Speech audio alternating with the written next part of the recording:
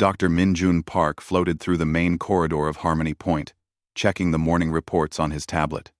The research station hummed with quiet activity as beings from 12 different worlds worked together in the peaceful environment they had built over the past 3 years. Through the massive viewing windows, the orange and red swirls of the gas giant Tempest filled half the sky. The planet's 3 moons danced their eternal orbit, while the station's sensors constantly measured atmospheric changes and magnetic field fluctuations. It was beautiful work, and Min-Jun felt proud to coordinate such an important project. "Good morning, Dr. Park," came a musical voice from behind him. Min-Jun turned to see Zixta approaching, her translucent body rippling with the soft blue lights that indicated happiness in her species. The Aquarian scientist resembled a graceful jellyfish, floating through the corridor using the water-filled tubes that ran throughout the station. "Good morning, Zixta. How are the atmospheric readings today?" Min-Jun asked, walking alongside her floating form. "Fascinating as always. The storm systems show patterns we have never seen before. I believe we may discover something important about weather formation on gas giants." Her lights pulsed with excitement. "Your people have such interesting ideas about data analysis, very different from how we approach problems." Min-Jun smiled. This was what made Harmony Point special. Each species brought unique ways of thinking and understanding the universe. The Aquarians saw patterns in ways that amazed him, while the rock-like Thaxians understood structural engineering beyond anything humans had imagined. Together, they accomplished far more than any single species could alone.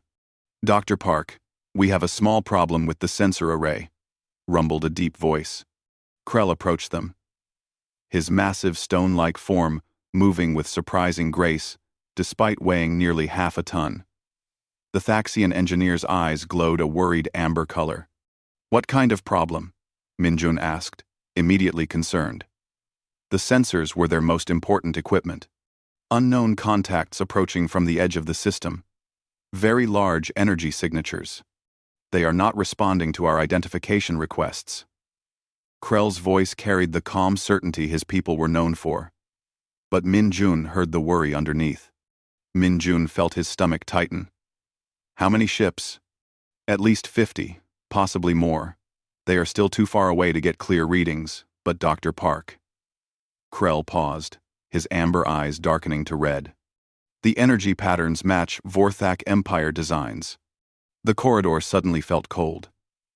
Everyone in this part of the galaxy knew about the Vorthak Empire. They were a militant species that conquered weaker civilizations and used them as slave labor. Most species in the Outer Rim lived in constant fear of Vorthak expansion. "How long until they reach us?" Min-Jun asked, already moving toward the command center. 6 hours at their current speed," Krell replied, keeping pace easily despite his size. Zixta's lights had turned a worried yellow. "Perhaps they are just passing through? Harmony Point has no strategic value. We are only researchers." Min-Jun wished he could believe that. But he had studied Vorthok behavior patterns. They did not ignore anything in their path. If they were coming to this system, it was for a reason. The command center buzzed with activity as word spread throughout the station. Representatives from all 12 species gathered around the central display, watching the approaching fleet grow larger on their sensors. Min-Jun took his position at the coordination desk, trying to think of options. "Can we evacuate?" asked Dr. Yeneth, the insectoid researcher from Hive 7. "Not enough time," Min-Jun replied. "Our transport ships cannot outrun Vorthak vessels. We would be caught in open space with no protection." "What about hiding?" "We could power down all systems and hope they pass by," suggested Tlox, whose species resembled walking trees. Krell shook his massive head. "The station is too large to hide. They already know we are here." Min-Jun stared at the display, watching the enemy fleet approach. There had to be something they could do. Then, he remembered the old emergency protocols from his military training days. Every human station was required to maintain certain communication systems, even civilian research posts. "Krell, do we still have the old quantum burst transmitter?" Min-Jun asked. "Yes. but it uses enormous power. We installed it when the station was built, but never activated it. Why do you ask? I might be able to send a distress call before they jam our communications. Zixtha's lights flickered with hope. To whom? There are no military forces in this region. Minjun hesitated. The truth was complicated. There are old human defense networks, emergency frequencies, that might still be monitored. But humans are myths, said Dr. Yeneth, her compound eyes reflecting confusion. Some stories are true, Minjun replied quietly. The next few hours passed in tense preparation. They tried to hide their most important research data and prepared emergency supplies. Some of the smaller species could fit in the escape pods, but most would have to remain on the station. When the Vorthak fleet finally arrived, it was more massive than anyone had expected. Hundreds of dark ships surrounded Harmony Point, their angular hulls bristling with weapons. The largest vessel positioned itself directly in front of the station's main viewing window. "This is Warlord Thexvar of the Vorthak Empire," came a harsh voice over the communication system. "You will surrender immediately. Any resistance will result in the destruction of your station and the death of all aboard. You have 5 minutes to comply." Minjun's hands moved quickly over his console, activating the quantum burst transmitter. The system drew so much power that lights dimmed throughout the station. He entered the emergency codes he still remembered from his military days and began recording. "This is Dr. Minjun Park, at Research Station, Harmony Point, coordinates Sigma 7, 7 Alpha. We are under attack by Vorthak Empire forces. 12 species represented, 43 beings total. Request immediate assistance. They are taking us prisoner. This may be our only chance to..." The transmission cut off as Krell's massive hands pulled him away from the console. "They are boarding," the engineer said urgently. "We must go." Through the viewing window, Minjun could see Vorthak shuttles attaching to docking ports around the station. Armed soldiers in dark armor were already cutting through the outer doors. "Did the message get through?" Zixtha asked, her lights now pulsing with fear. "I do not know," Minjun replied honestly. "But if it did, someone will hear it." As they were herded into the central bay by Vorthak soldiers, Zixtha floated close to Minjun. "If humans are real," she whispered, "are the stories true? Do they really protect others?" Minjun looked out at the massive enemy fleet surrounding their peaceful station. "If they received that message, we will find out." The lights of Harmony Point went dark as the Vorthak took control. But somewhere in the vast emptiness of space, a quantum signal raced toward distant stars, carrying a simple plea for help from strangers who needed someone to care. Admiral Sarah Kim stood in the command center of Luna Station, staring at the quantum transmission that had arrived 30 minutes ago. The message had triggered every emergency protocol in human space, waking defense commanders across dozens of star systems. "Play it again," she ordered. The voice of Dr. Minjun Park filled the room once more, calm but urgent as he described the attack on Harmony Point. When the transmission ended, the command center remained silent. 12 species, said Colonel Hayes, the intelligence officer. "I have never heard of a research station with so many different kinds of beings working together." Admiral Kim nodded slowly. The implications were staggering. Not only were innocent civilians under attack, but this represented something unique in the galaxy: peaceful cooperation between multiple species. "What do we know about their location?" "Sigma 77 Alpha is in the Outer Rim, approximately 8 days travel at maximum fleet speed," replied Commander Torres from the navigation station. "It is outside any established government territory, essentially lawless space. Perfect hunting ground for the Vorthak Empire," Admiral Kim muttered. She had studied the Vorthak extensively. They were efficient conquerors who targeted isolated settlements and weak species. "What kind of force are we looking at?" Dr. Elena Volkov stepped forward from the xenobiology station. "According to our intelligence, the Vorthak typically deploy 50 to 100 ships for operations like this. They prefer overwhelming force to minimize their own casualties. And what about the species at that research station? Admiral Kim asked. Are any of them capable of defending themselves? Dr. Volkov shook her head. From the names mentioned in the transmission, they are all peaceful species. Aquarians, Thaxians, several others. None have any military capability. They probably do not even have weapons on that station. Admiral Kim felt anger building in her chest. The Vorthak were not just attacking a research station. They were destroying something beautiful and rare. 12 different species, working together peacefully, advancing knowledge for everyone's benefit. It represented exactly the kind of future humanity hoped to build. Admiral, there is something else, Dr. Volkov continued. I have been monitoring galactic communication networks since we received this message. Most species in that region believe humans are extinct or fictional. The few who know we exist have been telling stories about us. What kind of stories? They call us Deathworlders, beings from a planet so dangerous that we became impossibly strong and resilient. According to these stories, humans never surrender and always protect the innocent. But most species think these are just legends. Commander Lee Hyun-woo entered the command center at that moment, still pulling on his uniform jacket. Admiral, my ship is ready for immediate departure. What are our orders? Admiral Kim looked at the veteran commander. Lee had volunteered for every dangerous mission in the past 10 years. His ship, the Indomitable Spirit, was one of the finest vessels in the human fleet. But sending one ship against a Vorthak fleet would be suicide, even with Lee's skills. Stand by, Commander. I am considering our options. The truth was, Admiral Kim faced an impossible decision. Harmony Point was far outside human territory. They had no legal obligation to respond. The rational choice would be to file a protest with galactic authorities and hope for the best. But Admiral Kim had not joined the human defense forces to make rational choices. She had joined to protect people who needed help. Dr. Volkov, you said other species think humans are myths. What would happen if we proved them wrong? The xenobiologist considered the question carefully. It could change everything.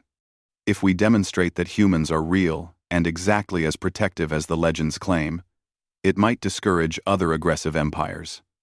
But it could also make us targets. Admiral, Commander Lee said quietly, with respect, it does not matter what it might cost us. Those people sent a distress call. Someone answered. That is what humans do. Admiral Kim felt pride swell in her chest. This was why she served with people like Lee. They understood what really mattered. Torres, send a priority message to all fleet commanders. I want every available ship ready for departure within 12 hours. Admiral, Colonel Hayes said with surprise. Are you talking about deploying the entire defense fleet? Not the entire fleet, Admiral Kim replied, but a significant portion. If we are going to do this, we do it properly. Dr. Volkov looked concerned. Admiral, that could be hundreds of ships. The Vorthak will see it as an invasion force.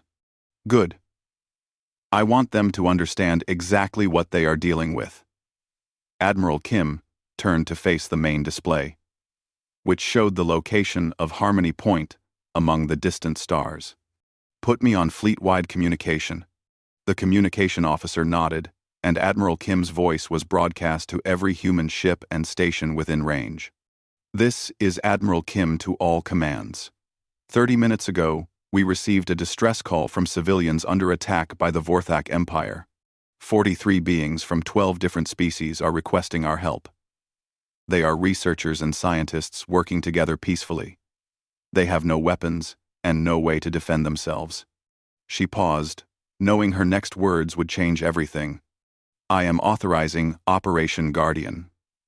All available ships will form a rescue fleet and proceed immediately to their location. This is a volunteer mission. No one is required to participate. But I believe this is who we are. This is what humans do when innocent people call for help. The response was immediate. Ship commanders across human space began volunteering their vessels and crews. Within minutes, Admiral Kim was looking at a fleet larger than anything assembled since the end of the civil conflicts 20 years ago. Commander Lee stepped up beside her. "Admiral, this is going to be the largest human fleet ever deployed for purely humanitarian reasons." "I know," Admiral Kim replied. "And every species in the galaxy is about to learn that the stories about humans are true." Dr. Elena Volkov was already preparing cultural briefings for the fleet. "Admiral, when we arrive, we will be making first contact with several species who have never seen humans before. How should we handle that?"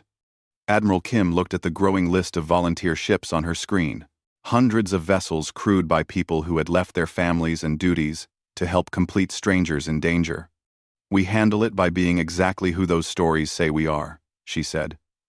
"We show them that humans keep their promises." As the fleet began assembling at the jump point, Admiral Kim received one final message that made her smile.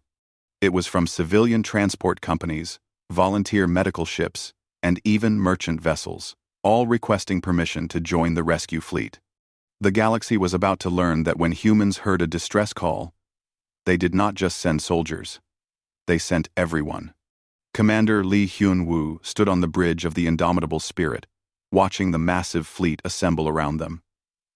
In 30 years of military service, he had never seen anything like this.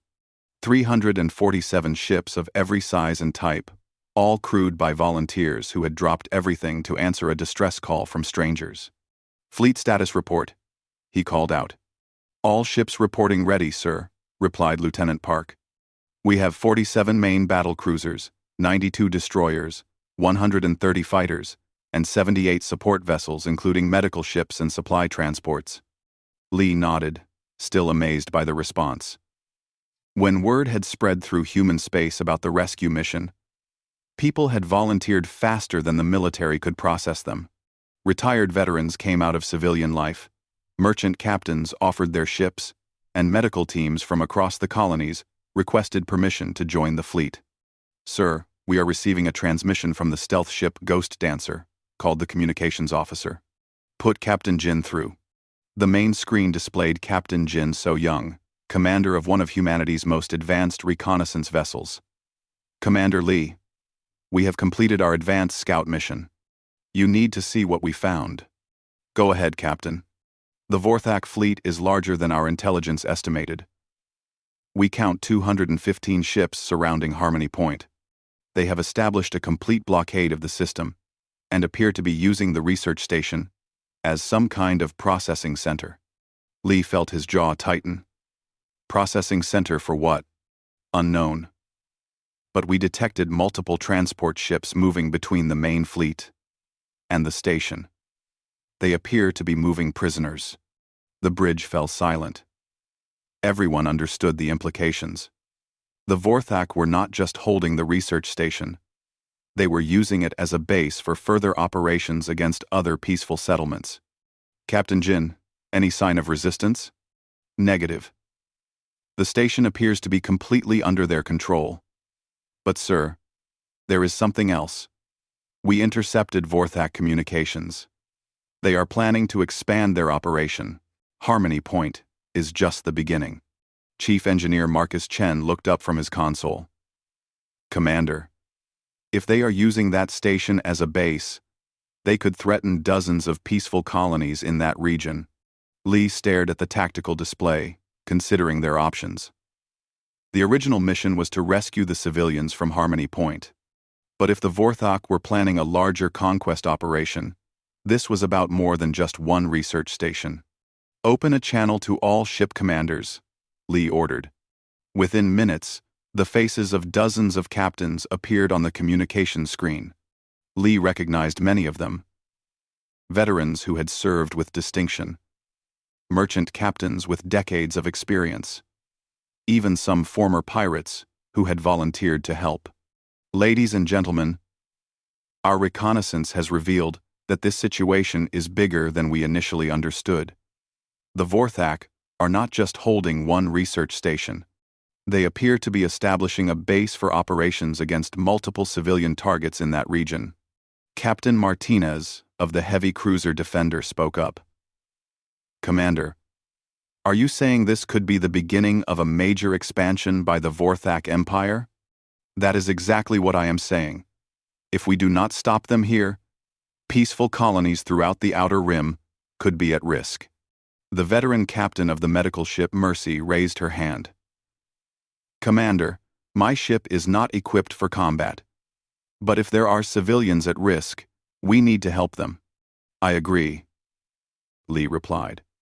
But I want everyone to understand what we are facing. The Vorthak have superior numbers, and they are fighting in a defensive position. This will not be an easy battle.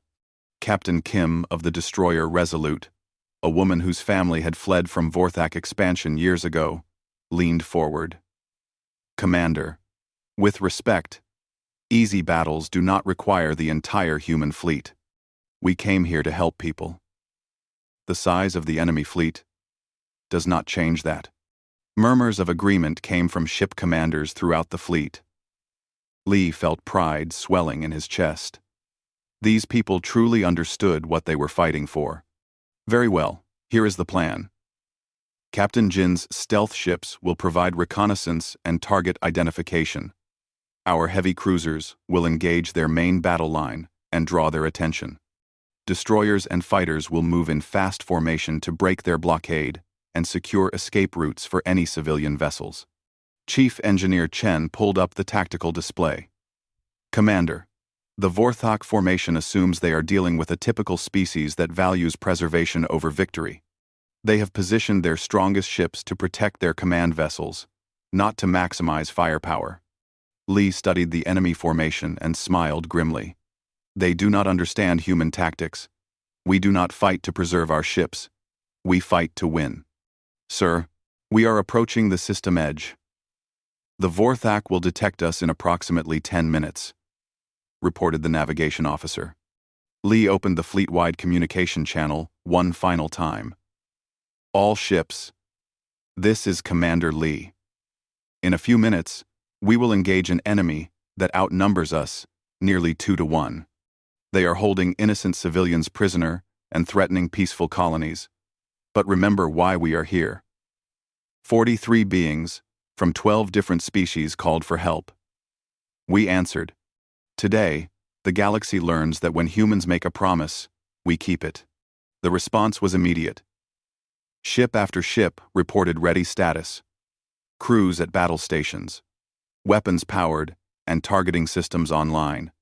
Sir, long-range sensors are detecting the Vorthak fleet, called Lieutenant Park. They are moving to intercept us. Lee looked at the massive enemy formation on his display. 200 ships against 347. In any normal military calculation, those odds would be considered close to even. But Lee had one advantage that no computer could calculate. Every single person in his fleet was here by choice. They had volunteered to risk their lives for strangers they would never meet. They were not fighting for territory, or resources, or political advantage. They were fighting because it was right. All ships, prepare to drop out of hyperspace. Today we show the galaxy what happens when you threaten the innocent while humans are watching. As the massive human fleet prepared to enter normal space, sensors throughout the region began detecting energy signatures unlike anything seen in decades. The Deathworlder Armada was coming, and they were bringing everything they had. Warlord Thexvar stood on the bridge of his flagship, Crushing Fist, watching the strange fleet that had just appeared at the edge of the system. The ship designs were unfamiliar, but their energy signatures indicated significant military capability. What species are they? He demanded of his intelligence officer. Unknown, Warlord. The configuration does not match any known designs in our database, but they are broadcasting on multiple frequencies in dozens of languages. What are they saying? The same message repeatedly. This is humanity. We received your distress call. We are here to help. Thexvar laughed, a harsh sound that echoed through the bridge. Humanity? Those are myths. Stories told by weak species to comfort themselves. There are no such beings. One the problem. His tactical officer looked up from his console with concern. Warlord, regardless of what they call themselves, they have nearly 350 ships. This could be a significant threat. Numbers mean nothing without the will to use them, Thexvar replied confidently. Most species surrender when they realize the cost of fighting the Vorthak Empire. Signal the fleet to defensive positions. When they see our strength, they will retreat. But even as he gave the order, Thexvar felt a small doubt creeping into his mind. Most species that came to challenge the Vorthak sent official military fleets with formal battle formations. This fleet was different. The ships were arranged in small groups that seemed almost random, and their approach pattern defied standard military doctrine. Aboard Harmony Point, Dr. Min-Jun Park pressed his face against the small porthole in his prison cell, watching the distant lights of the approaching fleet. Around him, the other captured researchers crowded against their own viewing ports. "Is it really them?" whispered Dr. Yeneth, her compound eyes reflecting the distant ship lights. "The energy signatures match human designs." Krell rumbled, his massive form somehow squeezing close to a porthole. "But I have never seen so many ships respond to one distress call." Zixtha floated near the ceiling, her lights pulsing with amazement. "Look at their formation. They are not arranging themselves for maximum protection. They are spreading out to surround the entire system." Min-Jun felt hope and worry battling in his chest. He was grateful beyond words that someone had answered their call for help, but the Vorthak fleet was enormous. Even this large rescue fleet might not be enough. The battle began without warning. Human fighters suddenly accelerated past the maximum speed that should have been safe for any crew, diving through the Vorthak formation like silver arrows. The enemy ships tried to track them, but the human pilots were pulling maneuvers that would kill most species. "Impossible," breathed Thexvar, watching his tactical display in disbelief. "No crew can survive those acceleration forces." "Warlord, the human fighters are coordinating their attacks across impossible distances. They appear to be sharing targeting data in real time," reported his tactical officer. The first Vorthak ships began taking heavy damage as human fighters swarmed them from multiple directions. But what shocked Thexvar most was what happened when the human ships took damage themselves. Instead of retreating for repairs, they pressed their attacks even harder. "Sir, the destroyer Bloodspear reports that a damaged human ship just rammed their engine section," called the communications officer. "What about the human crew?" "Unknown, sir. The ship's core section ejected just before impact. They appear to have survived." Thexvar stared at the display in growing horror. The humans were treating their own ships as expendable weapons, but somehow keeping their crews alive. It was a level of tactical thinking he had never encountered. Commander Lee Hyun-woo gripped his command chair as the indomitable spirit shook from enemy fire. Around him, his crew worked with calm efficiency despite the tremendous forces trying to crush them into their seats. "Damage report," he called out. "Forward shields at 60%, but all weapons systems operational," replied Chief Chen. "The Vorthak are learning to predict our attack patterns. Then we change the patterns. All ships, execute formation Delta." The human fleet suddenly shifted into a completely different configuration. Instead of the scattered groups that had confused the Vorthak, they formed tight battle lines that concentrated their firepower. But just as the enemy began adjusting to this new pattern, the humans shifted again. "Sir, the Vorthak command ship is moving to the rear of their formation," reported Lieutenant Park. Lee smiled grimly. "They are starting to understand what they are dealing with." "Captain Jin, are you in position?" "Ghost Dancer is ready, Commander. We have clear targeting solutions on their flagship. All medical ships, prepare for prisoner recovery. We are going to end this quickly." What the Vorthak did not understand was that human military doctrine was built around adaptability. Every crew trained to fight under multiple gravitational forces, in damaged ships, With limited resources, what seemed impossible to other species was simply normal conditions for humans. The turning point came when Commander Lee made a decision that shocked both fleets.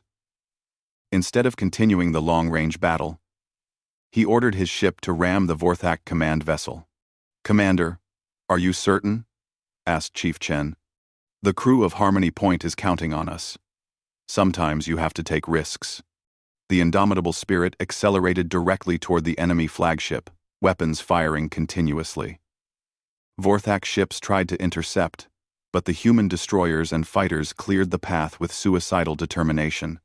At the last moment, Lee's ship fired its emergency separation system. The heavily armored crew section detached and continued toward the target, while the engine section exploded against the Vorthak shields, overloading their defensive systems. The crew section punched through the weakened shields and buried itself deep in the enemy flagship's hull. Within minutes, human Marines were fighting their way through the corridors toward the command center. Thexvar watched in disbelief as his own ship was invaded by beings he had believed were myths. When the first human Marine appeared on his bridge, he finally understood the truth. The warrior before him was not particularly large or physically impressive, but there was something in her eyes that Thexvar had never seen before. Absolute determination backed by complete fearlessness. "Warlord Thexvar, I am Major Kim. You will order your fleet to stand down immediately, or we will disable every ship you have." "You are outnumbered," Thexvar replied, though his voice lacked conviction. "No," Major Kim said calmly. "We are exactly where we need to be." Around the system, the tide of battle turned completely. Vorthak ships that had seemed unstoppable began retreating as human crews demonstrated that they would never surrender, never retreat, and never abandon anyone who needed help. Dr. Elena Volkov's science ship began broadcasting on all frequencies. "To all beings held prisoner by the Vorthak Empire, this is the human fleet. We are here to take you home." The legend had become reality, and the galaxy would never be the same. The docking bay of Harmony Point filled with gentle activity as human medical teams carefully helped the rescued researchers from their prison cells. "Doctor." Minjun Park blinked in the bright lights, still hardly believing that rescue had actually come. "Dr. Park?" A woman in a blue medical uniform approached him with a warm smile. "I am Dr. Sarah Martinez from the hospital ship Mercy. Are you injured? Do you need immediate medical attention?" Minjun shook his head, amazed by how gently she spoke. After days of harsh Vorthok guards, the kindness was almost overwhelming. "I am fine, just tired. But some of the others need help. We have full medical teams for every species represented here, Doctor," Martinez assured him. "We brought xenobiologists and specialists who understand the medical needs of Aquarians, Thaxians, and everyone else. No one will be left without proper care." Around the docking bay, Minjun watched human medics working with beings they had probably never seen before, treating each patient with careful attention and respect. Zixtha floated nearby, surrounded by humans who were fascinated by her bioluminescent communication system but focused entirely on making sure she was comfortable. "The legendary Deathworlders are not what I expected," Zixtha said to Minjun, her lights pulsing with amazement. "They are so gentle." "Zixtha." Krell approached them, moving slowly as always but with his eyes glowing a happy blue. "Dr. Park, I have been speaking with their engineers. They want to help us rebuild the station. They say they will provide materials and technical assistance at no cost." "No cost?" Minjun asked in surprise. "They say it is what neighbors do for each other," Krell replied, his voice carrying wonder. "I told them we are not their neighbors. Our species have never even met before today. But they said that does not matter. We called for help, so now we are neighbors." Admiral Sarah Kim entered the docking bay, accompanied by Commander Lee, who was moving carefully due to injuries from the ramming attack. Despite his obvious discomfort, Lee insisted on personally checking on the rescued civilians. "Dr. Park," Admiral Kim said, extending her hand in the human greeting gesture. "I am Admiral Kim, Commander of the rescue fleet, I want to personally apologize for how long it took us to reach you. Minjun stared at her in confusion. Apologize? You came across the galaxy to help complete strangers. You brought hundreds of ships and thousands of people. Why would you apologize? Because you were in danger for 3 days before we could reach you. Admiral Kim replied seriously. That is 3 days too long. The 1st of On. The 1st of On 14. The 1st of On Captive On 14. The 1st of On Captive On 14-1. The 1st of On 14. The 1st of On 14. The 1st of On 14. The 1st of On 14. The first. Dr. Yeneth approached them, her compound eyes reflecting the lights in a way that showed deep emotion. Admiral Kim, my species has no words for what you have done. We thought humans were myths, stories told to comfort children. But you are real. And you are exactly what the stories claimed. The stories were not about being heroes, Admiral Kim replied gently. They were about keeping promises. When someone calls for help, you answer. That is all we did. Commander Lee looked around at the diverse group of researchers. Dr. Park, what will you do now? We can transport everyone safely back to their home worlds. Minjun felt a sudden sadness at the thought. I suppose. The research project is over. The Vorthak destroyed most of our equipment, and after this attack, I doubt anyone will want to work in such a dangerous region. Actually, said a new voice. I think you might be surprised. Dr. Elena Volkov approached the group, carrying a data pad filled with information. Dr. Park, since news of the rescue spread through galactic communication networks, I have received over 200 messages from species requesting to join your research project. 200? Minjun asked in amazement. Apparently, word has spread that humans will protect peaceful research stations. Species that were afraid to work in the Outer Rim now want to participate. They say they feel safe knowing that humans keep their promises. Zixta's lights pulsed with excitement. We could build something much larger than Harmony Point. A real center of learning, where any species can come to work together safely. Admiral Kim nodded approvingly. The human fleet will establish regular patrols in this region. No one will threaten peaceful researchers while we are watching. Chief Engineer Chen joined the group, his tablet showing construction plans. Dr. Park? We have been working with Krell on designs for an expanded station. With materials and labor from multiple species, we could build something amazing. Minjun felt hope growing in his chest. Not just hope for the research project, but hope for something much larger. You really mean it? Humans would protect a multi-species research center? Dr. Park. Commander Lee said, wincing slightly as he shifted position. My people traveled 8 days and brought a fleet of over 300 ships to rescue 43 researchers they had never met. Do you think distance or numbers would stop us from protecting thousands of scientists working for the good of everyone? As the hours passed, Minjun watched the transformation taking place around him. Human engineers worked alongside Thaxian builders to repair the station's damaged sections. Human doctors consulted with specialists from a dozen species to make sure everyone received proper care.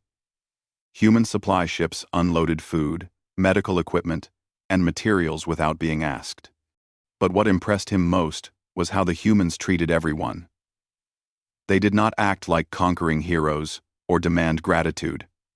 They simply worked quietly and efficiently to help wherever help was needed. Dr. Yeneth approached Minjun as he watched a team of human and Thaxian engineers working together on the main sensor array. Dr. Park, I have been monitoring galactic communication networks. The news of this rescue is spreading everywhere. What are they saying? Some aggressive empires are reconsidering their expansion plans. If humans will travel across the galaxy to protect one research station, what would they do to protect an entire civilian population? Doctor, Yeneth's compound eyes reflected something that looked like satisfaction. But peaceful species are reaching out to establish contact. They want to know if the protection extends to them as well. Min-jun smiled, understanding the implications. And what are the humans saying? Admiral Kim sent a message to every government in this region. It was very simple. Peaceful beings will always be welcome to call for human help.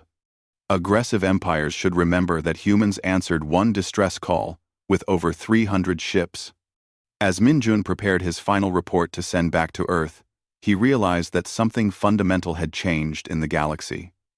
The rescue of Harmony Point was not just about saving one research station. It was about establishing a new truth that every being in the galaxy would have to consider. Humans were real. They kept their promises.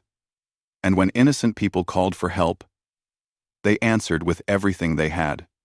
The distress call that brought the Deathworlder Armada to action had become something much more important.